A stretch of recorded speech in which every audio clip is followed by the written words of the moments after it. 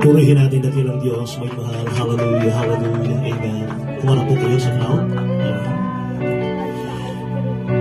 Since Renato and Glisabel have consented to come together in the holy wedlock, pleading their sincere promise to each other, by virtue of the authority vested upon me by the Jesus Miracle Crusade International Ministry, headed by our beloved Honorable Pastor Will Estrada Almeida, beloved Honorable Son Pastor Lindsay Almeida, and the beloved children, I now pronounce you Renato Garcia and Glisabel Mandiag Garcia